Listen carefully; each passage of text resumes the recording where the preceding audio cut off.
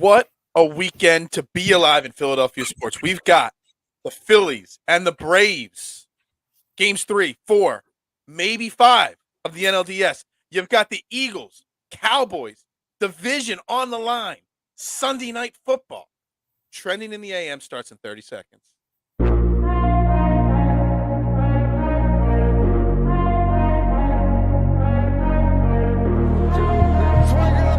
Holding, gets around in front.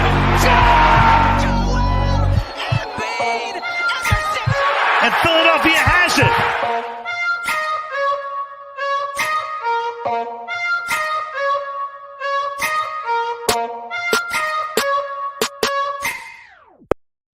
Good morning, everybody, and welcome to Trending in the AM right here on DSM Media. Live, Facebook, Twitter, Twitch, YouTube. You know the drill. Like, share, retweet, follow on all social media platforms. If you want to get interactive with the show, you got to head over to the DSM Media YouTube page. It's the best way to get interactive with the show. You can put your comments, thoughts, questions, concerns up on the screen. Do us a favor, hit the like button, the subscribe button. We gained 2 more subscribers overnight. We're up to 663. Closing in on 700. It's a baby steps, but we're getting there. Your help, hit that like button, hit that subscribe button. We greatly appreciate it. It's good to have Big Ed back in the house. Yes. Happy birthday to my main man here, Mark Moschitelli, a young 99 years old on the screen here. He was having a little trouble getting his Commodore 99 up and running, so we're like 3 seconds late on click and go live there. Yeah. Good morning, everybody. Good morning, Mark. Happy birthday to you. Thank you, sir. Good morning to you, Phil, as well. Today is probably the start of one of the biggest Philly sports weekends that I can recall. It's a huge weekend, and I'm pumped. I'm pumped. Yeah.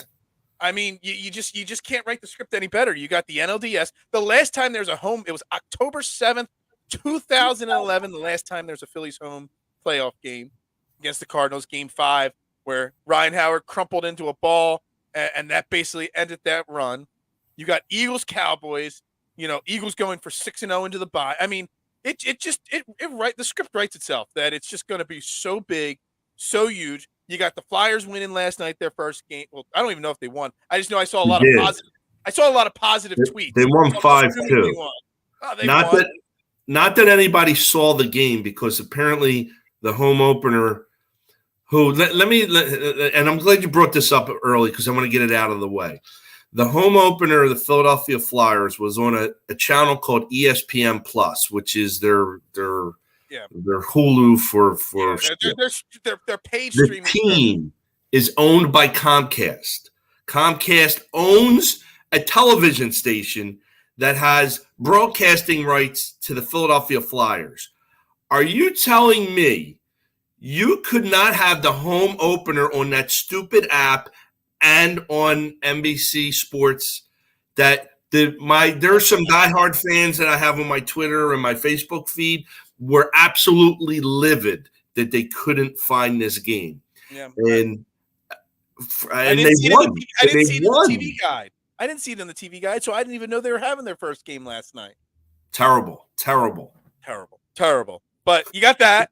Everything else, Phillies, Braves, Eagles, Cowboys. You got the Sixers starting on Tuesday. Dude, this is a time to be alive in Philly. I mean, this is great. This is a fantastic weekend. The weather's going to be beautiful. Dylan's going to be down there, at the game. He might already be driving down to the parking lot as we speak. He said he could come on this morning, but he wasn't going to stay on past 8:50 a.m. because he already was going to head out of the door. He's got tailgating to do. He's got tailgating on his brain right now. So Phil, I had tickets for tomorrow's game. And I saw that in the group chat. And why are you not taking advantage? I had to turn them down. I have a prior commitment. Oh, you take those tickets and give them to your favorite guy that brings you on Trending in the AM. I was trying to find a way to maneuver. Or you put them up on like StubHub and make a killing on them. I believe they were sweet tickets as well. So that's an embarrassment right there. Oh, dude. Embarrassment. No, well, maybe at the last minute, maybe I could figure a way to go. It was a buddy of mine who has the tickets. He's going tonight and tomorrow. Well, tonight, 4:37, Phillies Braves, Game 3. Aaron Nola on the mound against TBD. obviously, Wait. They don't know who they're starting tonight? they haven't announced their starter. I actually tweeted out about 10 minutes ago that this has got to be a strategy ploy by the Braves right now. They have not said whether Strider or Morton are going to be starting. There's got to be a rule that you should have announced a playoff starter by this point. We're literally, it's a 4:37. It's 8:37 right now. That's 9, 10, 11, 12, 1, 2, 3. That's 8 hours away, and they haven't officially announced their starter. Tell me that that's not a strategy thing. They have to know. At this point, Morton or Strider knows who's going tonight. It's a huge game, Mark, tonight. Aaron Nola on the hill. We don't know what's going to happen in Game 4, whether it's going to be Ranger Suarez or somebody else. This is the series. The winner of this game, not only statistically speaking, takes control of the series, but if the Phillies cannot win tonight, in my mind, there is zero chance they win this series. It is all on Aaron Nola's shoulders today. And as how we saw him play in the last round, in the wild card round, he seems up for the challenge.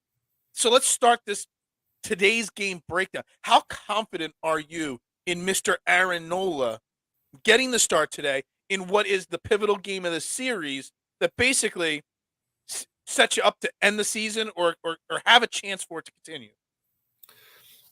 He's pitched very well in the critical times that he's need to in the last two starts. I don't see it changing. There's nothing that tells me that it would change. Going back to the last game with Wheeler, like he pitched a phenomenal game. A lot of people were, hey, we got the split. We needed to get the split. Well, I wasn't happy with that because they won Game 1, which I wasn't expecting to do. And they had a chance to win Game 2, and it just all blew up. They should be coming into today to clinch. They really should. It is what it is. So now we got Nola on the hill. I don't see them losing this game at all. I can't. There's nothing anywhere that tells me that they're going to lose. You got Nola, who's pitched well the last two starts. I don't see that changing. You have the home crowd. I got to tell you, man, that place is going to be out of control. It's going to make an Eagles Cowboys game that'll be Sunday night look like a kindergarten graduation. It's not going to. It's going to be electric. It really, really is. That place is going to be loaded. There's the fans in there are going to be loud. The fans are going to be loaded. They're going to be loaded as well. It's going to be mayhem. I believe that lineup is going to feed off of that electricity, and you're going to see a lot of runs tonight. Whether it's Morton, who is you can get hit off, or Strider, who's wasn't he hurt for a bit? That's why they haven't officially announced him as the starter yet. So I agree with you that it's going to be a high-scoring game because while Aaron Nola has pitched really well down the stretch, let's look at his numbers against the Braves this year. I've got his entire game log up here on the screen. Do you realize? So he pitched against the Braves on September 23rd, went 6 shutout innings, okay? But then he pitched a week prior against the Braves, 7 innings, 4 runs, okay? So that's two outings in September, 13 innings, a shutout, and a 4-run game. Then you go back to July. He gave up 5 runs in 6 innings against the Braves.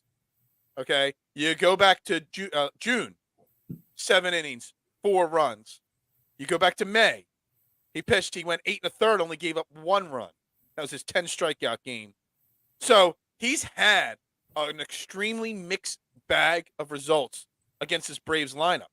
And to me, that's concerning. That means that crowd needs to be lubricated and ready to show up to energize Kyle Schwarber, Rhys Hoskins, Bryce Harper to come out of it and put up 7 or 8. If the Phillies need to score, in my opinion, 7 or 8 runs tonight for them to have a chance to win this game. But they can. I know they didn't score any runs the other night, and it's a really disappointing. I believe that things are going to happen tonight. Do you have the splits in front of you with home and away against the Braves? I think it's much more favorable for the Phillies at home. Oh, for the team itself, yeah, they won a majority of their games at home. But Aaron Nola's some of his roughed up starts were at home. So like Aaron Nola himself, his splits are pretty even. He got roughed up in some games at home, pitched well at home. He pitched well on the road against Atlanta, got roughed up on the road in Atlanta. So him personally, his splits are kind of 50-50 right there. Yeah, but I'm also looking at his recent track record, which is going to absolutely.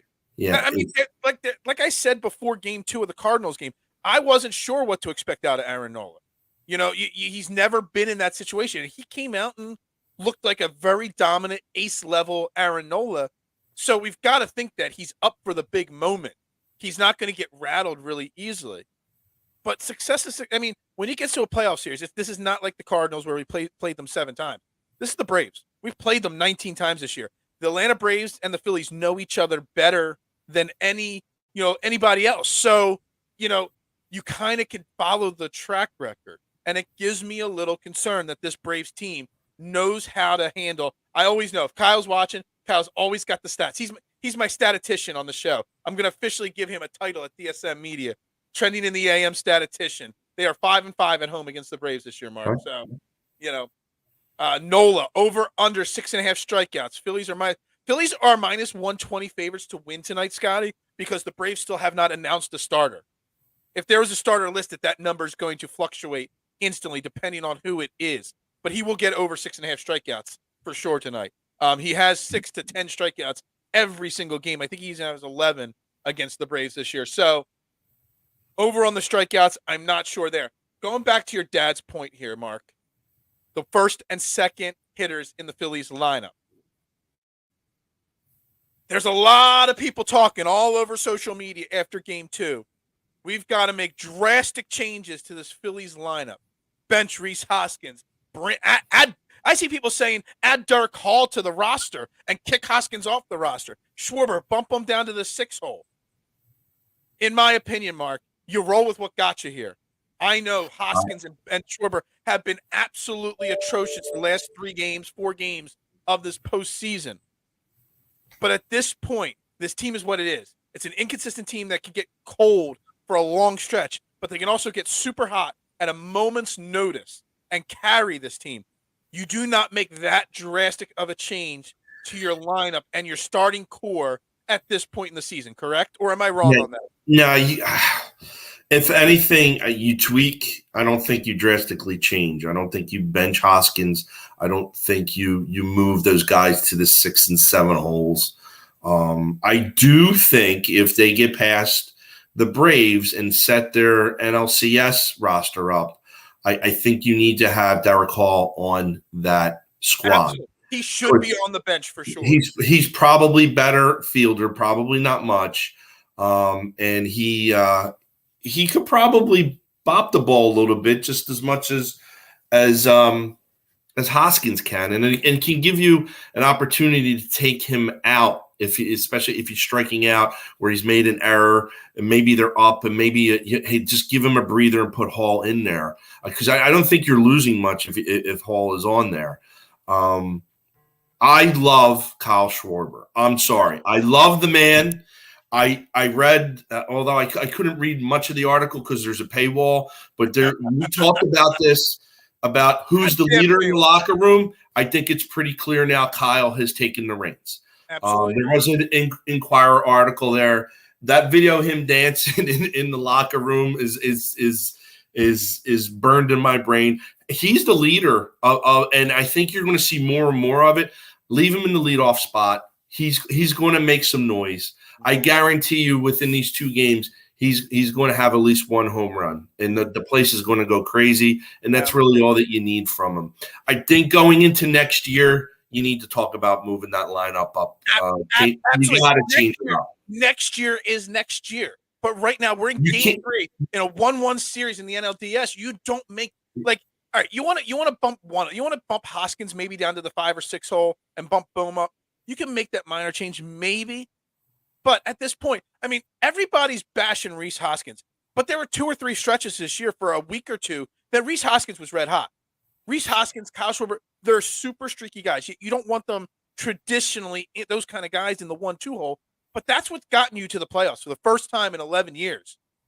Why change it? I was looking at Rhys Hoskins' numbers last night, and I didn't pull them up this morning, so I don't have them, exact numbers in front of me.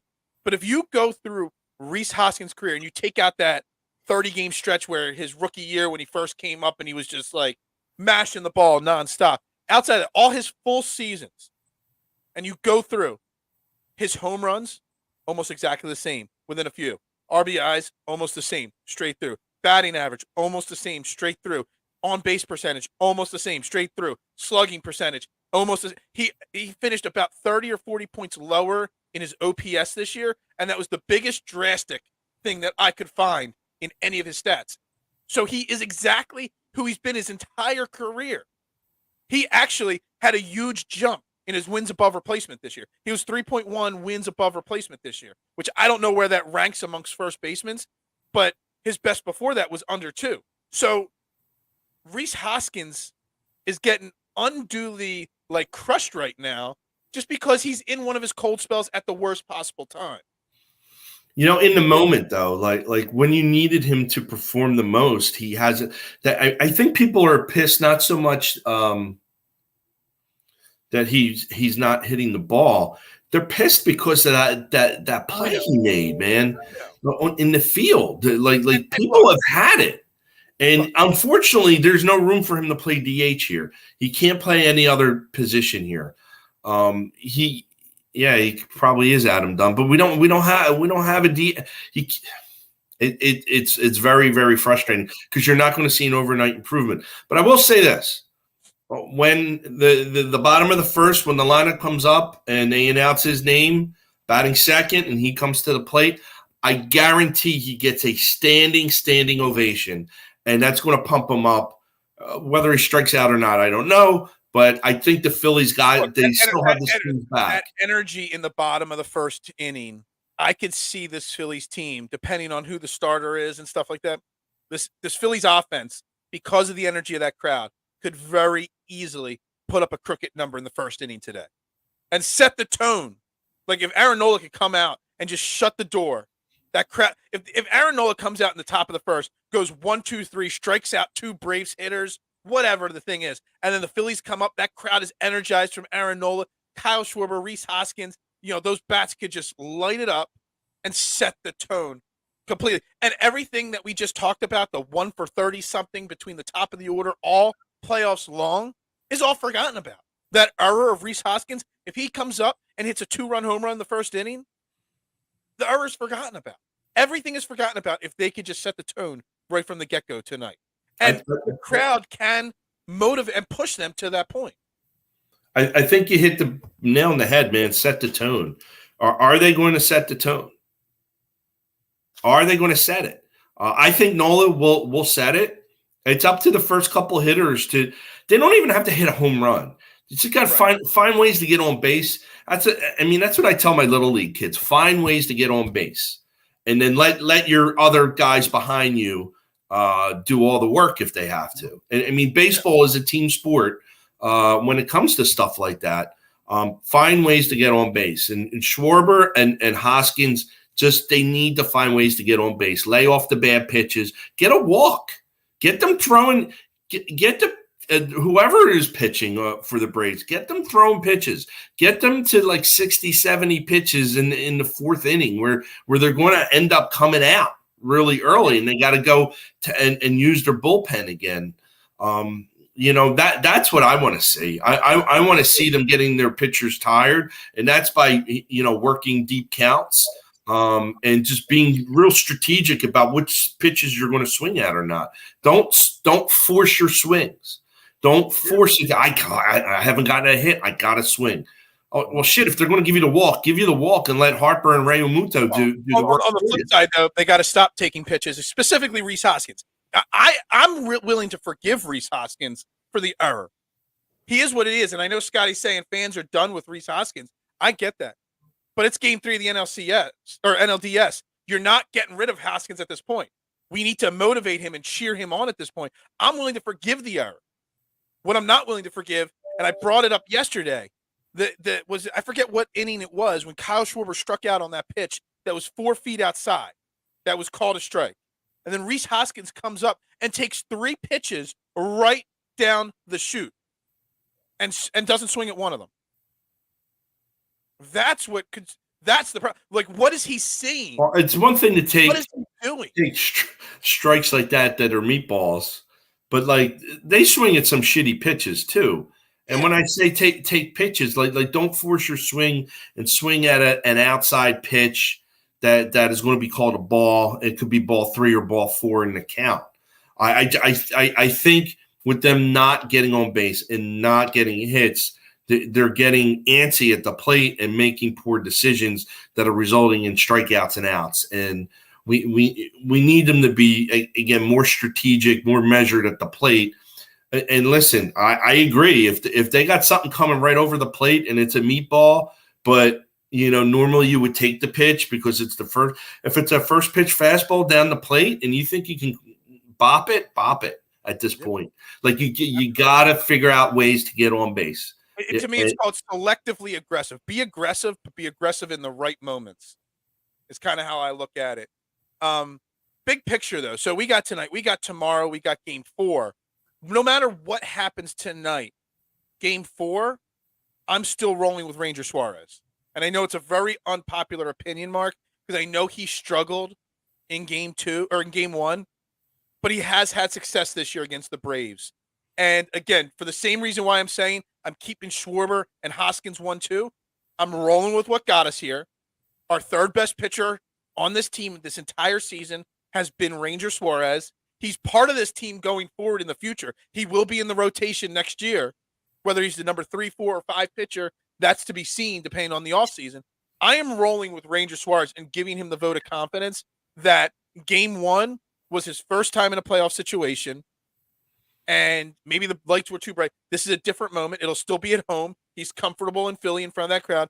I'm rolling with Ranger Suarez. He's on a short leash again, but I'm rolling with Ranger Suarez in game 4 as well.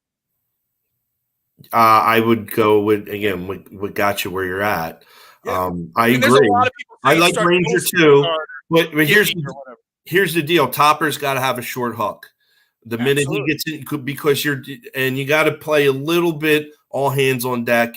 And I think you got to have a short hook if things start to go sideways, especially if it's either in the clincher. It's either going to be a clincher or you're facing elimination. Especially if you're going to be facing elimination, it's all hands on deck. Everybody is no, it's not 3 days rest, is it? Is it 4 days rest? I thought he had. Hold on. What was game 1? It was now I'm trying to do some math in my head here. Tuesday, right? On Tuesday, right? So Wednesday, Thursday, Friday. Or was it Monday? Now I'm all confused. I'm still throwing Rangers. I don't know. It's all hands on deck to me. All right. So go back. Are they going to pitch him on 3 days rest? The answer is probably not. Yeah, if it's 3 days rest. So it's going to be. God, I thought it was. I thought it was so goddamn long. It's been a really, really, really, really long week. I really thought it was 4 days rest. I know it was Tuesday, but I'm having trouble. Yeah, everybody. So it's going to be either Noah or Kyle. Everybody's saying it was Tuesday. I'm sorry, guys. We work for a living. Philly Irish Dave. I agree. I would go Noah as well. Yeah, if it's 3 days Noah rest. Syndergaard. That's why they pitched him the other night. I didn't realize he hadn't pitched since October 1st. To get him an inning, and he wasn't bad at all. He was fine. He's probably going to be your game 4 starter. I guess it has to be. And I think whether you like it or not, again, if he starts to falter, maybe Falter does come in to relieve him, or Kyle Gibson. Starters always throw on day 3. That's their day to throw in between starts. I'm still rolling with Ranger Suarez on 3 days rest to start the game. Super short leash. Yeah, but I don't think I don't think you have to throw him on 3 days rest. Why? Maybe they do that if it's an elimination game, Phil. I'm rolling with Ranger. I'm giving him 2 to 3 innings, and then I'm going to say Noah. So I'm doing a piggyback version. Because you know what? If it was Zach Wheeler, everybody like, sure, throw Zach Wheeler on 3 days rest. No big deal. Well, why not do the same to Ranger Suarez? Ranger Suarez has had a great season. He's pitched well against the Braves. You know that. Sit Ranger Suarez, Noah Syndergaard, Bailey Falter down and be like, this is the game script, guys. Ranger, you're going to go 2 to 3. You're going to get 50 pitches, whatever happens. Noah, be ready to go in the 3rd inning, maybe the 4th inning. And depending on the matchup, Bailey, you might be the guy that comes in that third or fourth inning. And then we'll piece it together from there. You sit those two guys. Yeah. No, Gibby should not even be on the playoff roster, in my opinion. There's no need for Gibson on the playoff roster. I don't want to see him. You go all in tomorrow. Whether it's an elimination. If we win today and tomorrow is the clincher, you don't want to have to go back to Atlanta for a game 5. You just don't. If tomorrow's an elimination game, you got to go all in, all hands on deck. Why? If tomorrow's an elimination game, why save Ranger Suarez? You don't worry about game 5. What if there is no game 5? So you go all in. Ranger Suarez is your third best pitcher on your team. You go with him. I don't care. It's all in, all hands on deck in baseball playoffs, always, in my opinion. It's not. I agree with you as well. Like there's no messing around when it comes to this stuff. Everybody has to be ready to throw an inning, and that's why you see these big pitching staffs going into playoffs. There's just saying Gibson shouldn't be on the roster, but something goes astray. You're what are you going? You're going to waste your pen? Throw out Gibson and have him pitch 3 innings. Gibson's basically in the Garrett Stubbs role. That you're being blown out 12-000. Yeah, he's a mop up guy. You don't want and to you hope you never have to use him. So, I'm really excited. I think the team is going to show up tonight. I'm not overly impressed with the Braves, and I'm watching what's going on with the Padres and the Dodgers. And the Padres aren't playing around either. They got a split, and they're going to Petco Park to possibly take the lead over the Dodgers. And I'm a homer, and I love underdogs, and I'm going to say it right now. It's going to be a Padres Phillies NLCS. Hey, hold on, didn't I say that like a week ago? I said that on Monday's show, and everybody laughed at me on Monday. They're like, "What? Did you just make a slip up there?" I'm like, "No." I said that's the way I see it happening. Look, I'm going to disagree with you for a second there, Mark. You said you're not impressed with the Braves. I have not been overly impressed with the pitching on the starting pitching of the Braves. I mean, I'm not trying to take anything away from Kyle Wright. I mean, he pitched great the other day, but he was beatable in my opinion. It wasn't like he was so dominant. Like, I really think that another shot at Kyle Wright, the Phillies could take advantage and hit him. Same thing with Max Fried. Obviously, we took advantage of him. The Braves offense, though, man, it scares me. It really does. I said this in the other game when we were up 7-1 or 6-1, whatever it was. I'm like, it's not enough runs. I'm like, I could just, as much as the Phillies team is never out of a game offensively, they could get hot and put up a crooked number. So can the Braves. And the Braves have been there, done that. They're the reigning champions. They are the reigning champions till they're not. So offensively, they do impress me. They have a great plate approach. They really, really do well. And offensively, man, the Phillies need to put up, I said it at the beginning, they need to put up 8 runs today, at least, for me to feel comfortable that they have a chance at winning this game. Now, they might put up 8 runs today, but that's what it's going to take in a game like this. If the Braves are so good, why didn't they beat the hell out of us like the Mets beat the hell out of us this year? That's what I think they match up better than how the Phillies match up to the Mets. Right. And I agree with you on that. I'm just saying, I just don't think don't take any away from what this offense of the Braves is capable of doing. Well, and here's the other thing, Phil, and I said this before, I think somewhere probably in Twitterland, the Phillies can be the 2021 Braves. The 2021 Braves backed into the playoffs. I think they had 87 wins. They might have had less than that. And they found their way to winning a World Series. Why not the Phillies? Why not the Phillies? At least they get there. I mean, because honestly, if they can get past the Braves and the Padres can get past the Dodgers, I would say the Phillies got to be the favorite. I would say that they would be the favorite. I don't know if everybody else was. We might be getting way ahead of ourselves, though, Phil. We're getting ahead of like that. Let's talk about. Let's predict it, Mark. How you see this weekend playing out? Do they win tonight? Do they win tomorrow? Do they win Sunday? But is it a 4-game Phillies victory? Braves 4 games, Phillies 5 games, or Braves in 5 games? How do you see this weekend playing out for the Fighting Phils? I think the Phillies win the series this weekend. And I don't think they have a choice. I don't think they can go back on the road and go back to Atlanta. It's not set up for success if they do that. They have to win these 2 games, and they should feel like they have to win. You're at home. You basically have control. You got to go out and just win 2 games. That's all you have to do, and you've proven that you can beat the Braves. So go out there and win these 2 games at home. You ask for the crowd. The crowd is going to be there. It's going to be electric. Take advantage of it. Pitch the best that you've ever pitched, and get hits. That's all you got to do is get hits. I love the fact that they were playing small ball. They were bunting, and they were not relying on the home run. And I hope they can continue that. Dad, you're right. They cannot go back to Atlanta. I 100% agree with both of you. The Moscatellis are spot on. The Phillies have to win today, and if they win today, they win in 4 games. Now, if the Phillies come out and lose today, they still don't. I still actually firmly believe whoever wins tonight wins the series tomorrow night. This is not going 5 games. It's 4 games, Phillies or Braves. The winner of tonight's game wins tomorrow's game as well, and that's all she wrote. Now, I am confident that Aaron Nola could do just enough. Like I said at the beginning, I went over his game logs against the Braves. The Braves have had success against him. I'm hoping based off his last 2 starts, it's the better end of Aaron Nola, and he goes 7 innings and shuts them out or gives up 1 run.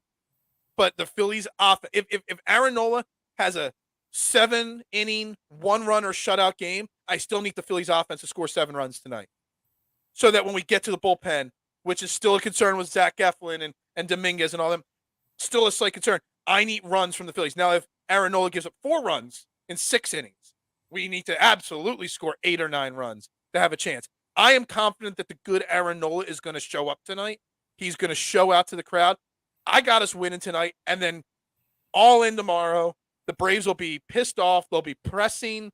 World Series champions about to get eliminated. They will press, and they will fall apart tomorrow night. So I got us Phillies in 4. Yeah, I have the Phillies in 4 as well. I'm quite surprised how they've performed in the playoffs. I wasn't expecting much. The fact that they beat the Cardinals 2 straight games and then come in and win the opener against the Braves, I was pleasantly surprised. Game 2 was a picture of a lot of games that we had this year where we had our ace on the mound and it was a nothing game and we couldn't get him the run support. So I was surprised, but I wasn't surprised because I've seen that game over and over again. This is going to be different. Tonight is going to be very, very different because they're going to see a full crowd, playoff crowd that they haven't seen at all. This team has not – I don't even think they've seen a full – aside from opening day, which, oh, by the way, they crushed it opening day. I would say that – and I believe in shit like that. And some people don't. I really believe when you're a pro athlete and you have the crowd behind you, something changes. Something that's like you're intangible. And it could really, really, really help this lineup tonight. So you're talking about crooked numbers. I'm going to go out on a limb. I'm going to make a prediction if we're ready for predictions. Go for it. Make it. 7-4 Phillies, and we go on to game 4, and we'll win that one. I'll give you a prediction score at a later time on that one because I'm not sure. I got to see how this one plays out. All right, we got to pause for a second. Today's show is brought to you by Gents Barber Lounge. Check out one of their 2 great locations, Fishtown and Old City, and book your appointment today. Gents owns the craft and it shows, rated the #1 barbershop on Yelp in the Philadelphia area. Multiple award-winning barbers and able to handle any style of cut, adult or kid. Here's a look at some of the great work that they do.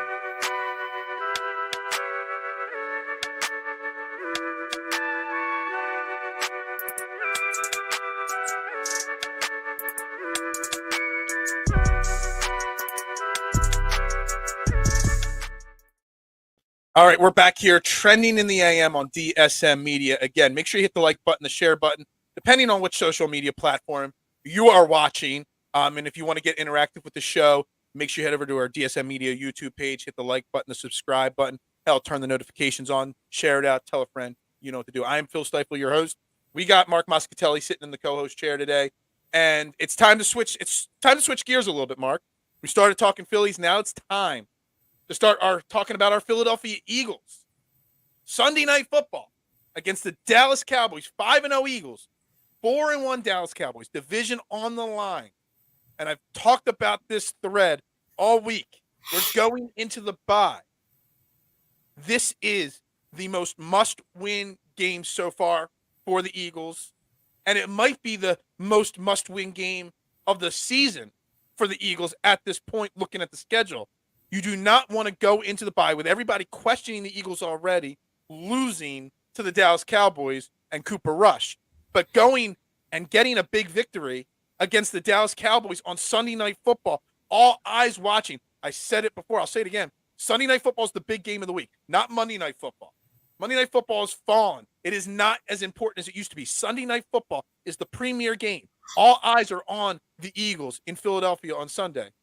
You lose that game, and everybody that's been questioning you has 2 full weeks to question you and whether you're a good team or not. I don't care how the script plays out. This is must-win, Mark, right? Yes, and I'm going to tell you why. A lot of what you said is true.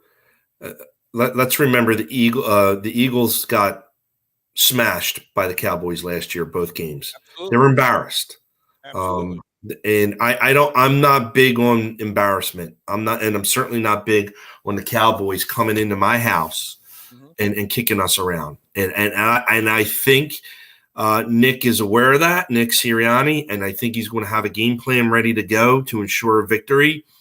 I'm not scared of their offense. I'm not scared of Cooper Rush. Their offense leaves a lot to be desired. They don't have the players that they have there before. Ezekiel Elliott is not the guy that he used to be. Cooper Rush is a fill-in. He's not he's not a starting quarterback in this league. I'm concerned about our offense against their defense and Micah Parsons. I think Micah Parsons is out for blood. I think he's coming after Jalen Hurts. What are we going to do to make sure that we keep his jersey clean? You know, our offensive line has been knocked up a little bit. Is Maliata playing this week? Well, he practiced on Wednesday. I'm going to bring up the Eagles practice report from yesterday. Now that you're asking, I meant to have that up already. But come on, Phil, you're slacking, brother. Oh yeah. Hold on a second. Can't you contribute anything? Hey, listen, I am the color analyst. I don't have all this. Is that what you are? All right. So yesterday there was not one person that missed practice yesterday. There was a bunch of guys that were limited participants, but every single Eagle. So Josh Joby missed practice on Wednesday. He practiced yesterday in limited fashion, but there was a bunch of guys that had rest, so they had partial practices. A bunch of guys like Jake Elliott, Landon Dickerson, Avante Maddox, Jordan Mailata, they all participated in limited fashion. So that tells me that there's a strong chance that we are at full strength, as in everybody dressing on Sunday night. I think the Philadelphia sports franchises go 4-0 this weekend. The Flyers won. I see 2 Phillies wins.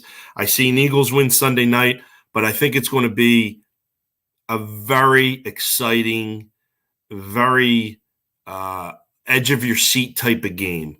I don't see a hell of a lot of scoring. I maybe like 2017 Eagles, something to that effect.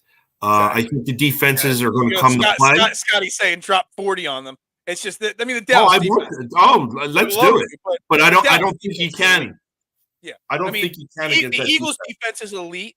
Going up against a bad Cowboys, offense, but that Cowboys defense is elite. I mean, Parsons did not practice yesterday. See, again, statistician, Kyle Potter, information. He'll play. He'll play. But even outside of him, they have 20 sacks on the season already. That's 5 games. They get it's not just Micah Parsons getting after the quarterback. They got 80-year-old DeMarcus Lawrence even, still getting after the quarterback on a regular basis. I mean, they are deep. It's not just 2 guys. There's a front 7 there that's pretty deep. So, yes, going back to this, all these guys projected to play. Having Mailata and Sayamalu back on that line That's huge. That's what we need. I mean, listen, we need Maddox too, but that offensive line needs to be intact if you want to. Fired, Kyle. Fired. You You got hired and fired in the same day. we need that line intact, and it needs to stay intact during the game if you're going to have any chance to move the ball down the field and score some points. I do want to see A.J. Brown against Diggs. I want to see A.J. Brown embarrass Diggs because Diggs is a strikeout or a home run. He's going to pick the ball off or he's going to get burned. So this is interesting. So Drew's saying they haven't played anybody. You know, that's the thread that everybody keeps saying about the Eagles. You know, because all the Eagles haters, well, they haven't played anybody. Well, Detroit was really good offensively. Everybody was hyping them. They're obviously not very good. Minnesota, you know, they're 4-1. So the Eagles played a really good Minnesota. You know, Washington, not a good football team. You know, Jags, not, you know, bad, but not great. You know, so have we played anybody? But who have the Cowboys beaten? And the Cowboys have beaten much lesser opponents. They lost their game to the Bucks. And that was still with Dak Prescott. The Bengals, they barely beat the Bengals, and the Bengals are kind of in between there. The Giants, we still don't, even though they're 4-1, we don't know what the Giants really are. The Commies, they were only able to put up 25 against the Commies. The Commies stink completely, are awful. And the Rams, they only won, I think they only scored one touchdown against the Rams. And the Rams are a complete and total train wreck at this point. So if you had to compare who we beat versus who they beat, we got to say that we've played better opponents than the Cowboys have, right? First of all, this thing, who have you beat, is utter bullshit. Okay, the way the schedule is constructed in the NFL, your NFC East teams all play the same friggin' schedule. They play the same schedule. There's a couple pieces here or there that might be different, but more or less it's the same schedule. They're playing the same opponents all year. Okay, you're telling me that the Dallas schedule is harder than the Eagles? It's about the same. It's about the same. And again, you can only play who is on your schedule. You don't get to make your own games to play the best talent. It rotates on which divisions that you play each year, and it's just the way that it is set up. I am confident that the Eagles will come up to play against the Cowboys. I see a victory. I do see a 2017 victory, maybe with a late stop by the Eagles defense on a drive, on a potential game-winning drive by the Cowboys. So you're going to have to stay up late and watch the whole game. I'm not worried about the Cowboys. I'm worried about the Giants when you're talking about long-term. They haven't – they're finding ways to win. And again, it's teams that have been told that you're no good, that typically when they become really dangerous, and you end up kind of not taking them as seriously as you should.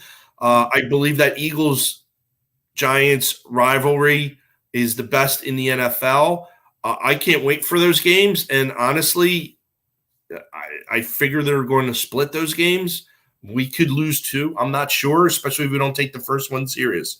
So I am not – I don't think the Cowboys are a long-term threat in this division this season. I think the Giants – I said it before the season started that the Cowboys were going to finish in last place in this division. It's going to be tough now because Washington's falling apart, even though they had huge 12-6 victory or whatever the final score was last night.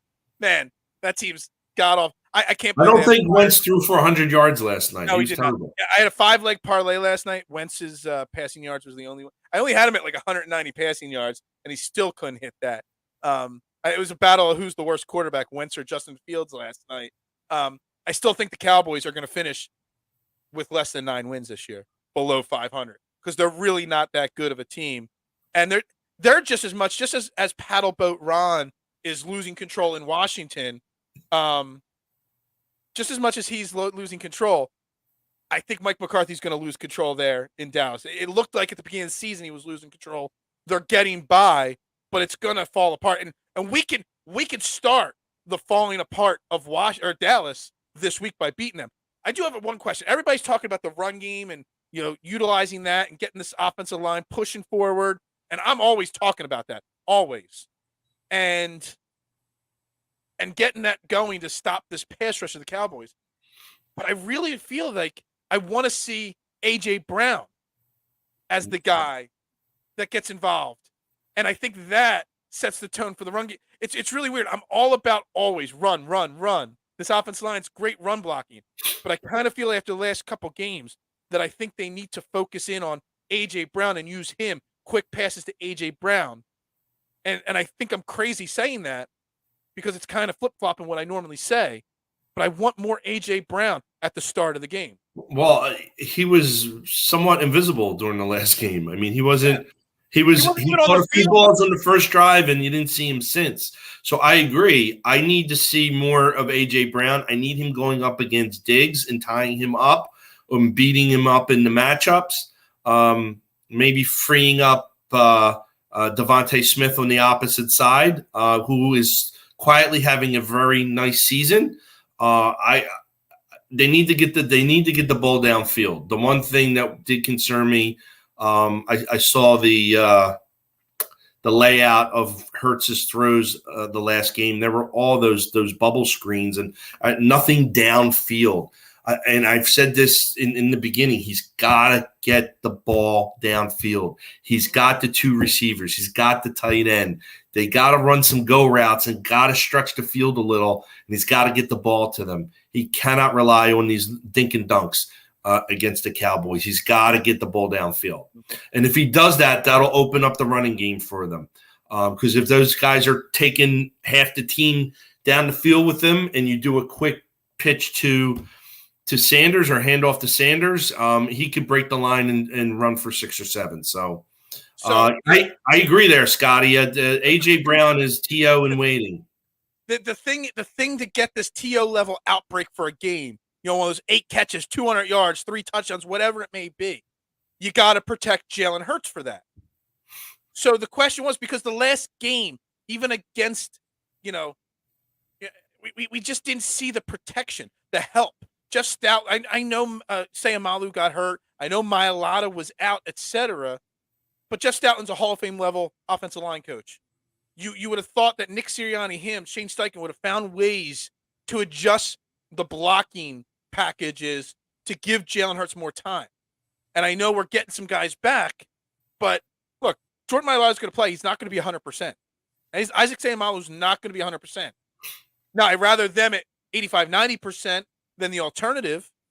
But will Nick Sirianni, Jeff Stoutland all make the correct adjustments? Whether it's Stoll, on the line more often, whether it's, putting in Trey Sermon, who's a little bit thicker of a back to make some blocks.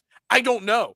But you got to make adjustments to your offensive line protection packages to get – I don't care what we're going to say here. They're still one of the best blitzing teams in the league, the Cowboys. They average – I saw Shane Haas' stats yesterday. I forget the exact number. Something like they're only blitzing on like 25% of the snaps, which the Cardinals blitz on 46% of the snaps. The Cardinals, though, don't get home often.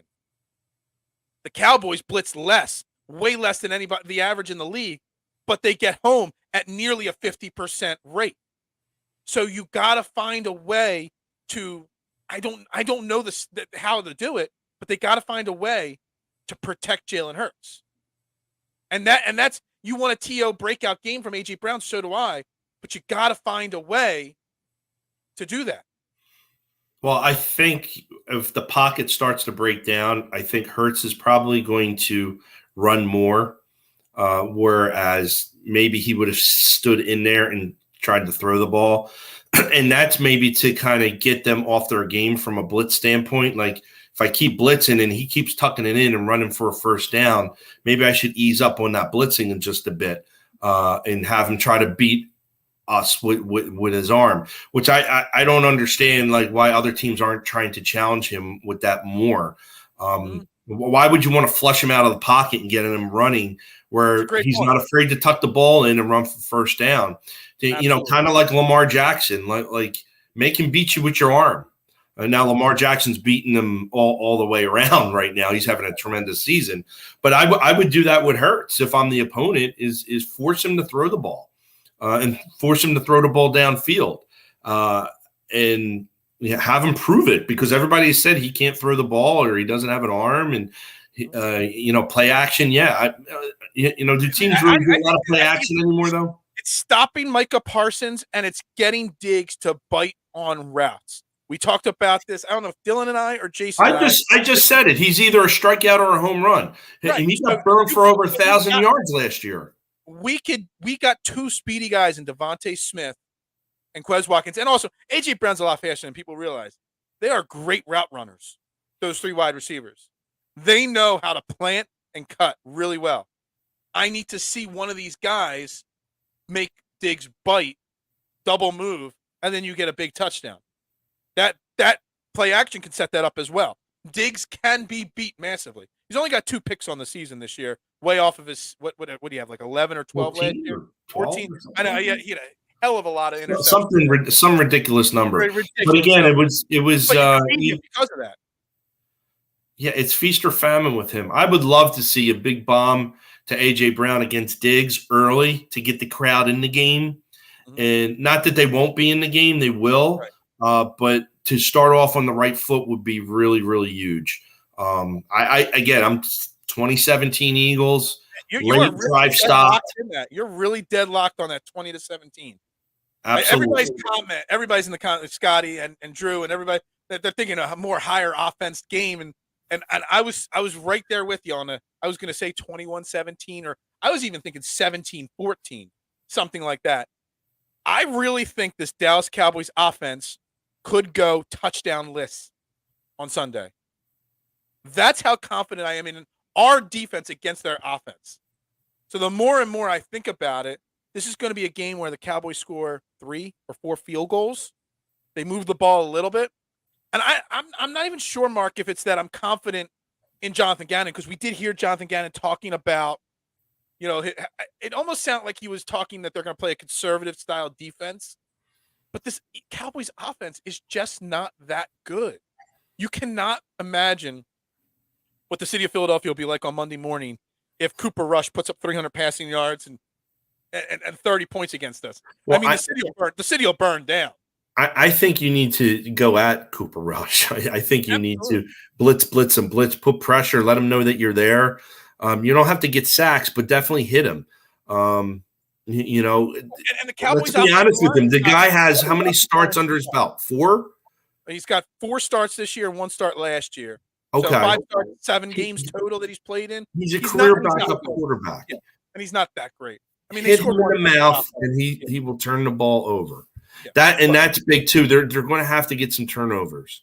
Right. I want to see more of that. And listen, Gannon is more aggressive than I ever thought he would be. Their turnover game has been on point. I need to see more of it. Force a mistake by Rush. But if you blitz him and you get him moving in the pocket and you start hitting him, he's eventually going to make a mistake, whether it lose a fumble or throw an INT. Like he made it seem like he was going to be very conservative this week, but the way I'm looking at it is against this. This is not what he was talking about. He's talking about Cooper Rush as a game manager, but I'm thinking like the defense only has to be like a game manager. 4 or 5 guys getting after the quarterback. You drop your linebackers back. You play man coverage. You do whatever, and you just shut this team down. Our 5 best linemen could get after this Cowboys offensive line. I mean, their best offensive lineman is Jason Peters, and he's 41, 42 years old at this point. Is he playing? Because he's hurt. I don't even know if he's playing. I don't think he's playing. He's talking a lot of smack talk. I will tell you that. He's insane, that guy. He is literally trash talking the Eagles. He's insane, and he's a Texas boy. So, listen, if he wants to ride out in the sunset with the Cowboys, so be it. At the 10-year reunion when he comes out, we'll give him a big cheer. Absolutely. And that weekend he'll hype up like he never hated the Cowboys or the Eagles ever. But man, he's talking some mad smack this weekend. Yeah, and I don't even understand what the hell he was talking. He called Philly fans idiots. So okay, I mean we kind of are, but he called them idiots. And then the Braves manager Snedeker said that we're not that bad. Like he tried to say that we're not that awful. That he's been to Philly and it's pretty mild and timid. I've read that. I'm like, what the frick is he talking about? I mean, I'll tell you, the Phillies playoff baseball is a totally different story. Yeah, he's in for a rude awakening because that's not like your Wednesday night crowd in May. where where it's half full. Things have changed, and if they make a deep run, you're going to see that park a little bit more filled next year. And if we make a deep run, you'll see next year it filled more often. Yes, exactly. That's what happened in 07 to 08 and all as well. Exactly. And then you couldn't get a ticket. Every night was sold out. You couldn't get a ticket. All right, so you say 20-17 Eagles win on Sunday Night Football. I'm going to go with the trifecta here. I'm going to go Phillies win tonight, Phillies win tomorrow, Eagles win Sunday Night Football. I am going to go with 24-9. They give up 3 field goals to Eagles defense, and that is it. They do not give up a touchdown. We get a couple touchdowns. We get a field goal. Jake Elliott back out there, or Dicker the kicker. I don't even care who's out there at kicking. We win this game 24-9. We complete the trifecta. We go 3-0 this weekend. Monday morning, we wake up and do this show, jumping for joy, super excited. World Series and Super Bowl talk on the horizon, and I'm just feeling really positive today. So that's the way I'm going with it. And I don't think you're off at all. That's not you being a homer. That's legit. I think my Phillies predictions and your Phillies predictions are a little homerish because I think we're undervaluing how great the Braves are. But overall, I think that, I'm being as fair as I possibly can. Because I did throw that little nugget. If Aaron Nola doesn't win tonight, we do lose the series in 4. So I am throwing that little nugget out there. But, I'm gonna be the homer and pick 3-0 this weekend. No, so I did some research, and we're going back to the Phillies again. The Phillies have played 2 other times on my birthday. The last time they played was in 1983 against the Orioles, and they lost. I think that was Game 3 of the World Series, and the 1980 World Series they won. I think it was the first game of the series. They won that game. So they're 1-1. I think they're going to go 2-1 on my birthday now. So I see that win. I'm a December baby. The Phillies have made some major trades and signings on my birthday. I got Cliff Lee traded to Philly in 09 on my birthday, or not 09, whatever year we traded back. We brought him back to Philly. That happened on my birthday. So things like that happen on my birthday all the time. So yeah. All right. This has been a very positive show, Mark, and thank you very much for joining me. I do want to end the show on a little bit of a sadder note. I just want to give a shout out. I was going to dedicate this show to somebody, and then I didn't want to bring it down. But the Phillies lost 20-year-old minor league pitcher Corey Felon. Nobody knows who he is. Nobody's ever probably really heard of him until last night. Passed away at the age of 20 to non-Hodgkin's lymphoma. And he actually has been in the Phillies dugout this year a few times as he's been battling, his sick illness and stuff like that. And I just want to say, how it breaks my heart to see somebody that young pass away. And the whole fuck cancer. I really believe that. And it's I really want to say let Philadelphia sports go 3-0 for him this weekend. Yeah, I agree, and that was a terrible story. And I do remember them, announcing that he had been sick last season, and it came out kind of out of the blue. It's a shame. Like baseball player or not, at 20 years old, you shouldn't be losing your life to anything, and it sucks. It really sucks. So, and honestly, some of our young guys that are on the team probably know him a hell of a lot more than you think. So, hopefully, none of that is weighing on anybody. Hopefully, they win one for him this weekend for the organization. And F cancer. It's not good. So let's win one for Corey this weekend. Let's win a multiple for Corey this weekend. And thoughts with his family and stuff like that. I just whenever I see stories like that, it breaks my heart. I try not to bring the tone of the show down, but I just wanted to shout out his family and thoughts and prayers to his family because no one should have to have that happen. So we're gonna wrap it up here. Training the AM, another great week of the show. DSM Media, hit the like button, hit the subscribe button. We'll be back next week. We're gonna have a couple pre-recorded shows next week. Got some things happening, but we'll be live Monday morning.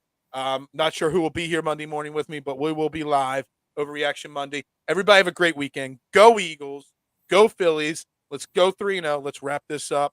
And, everybody have a great weekend.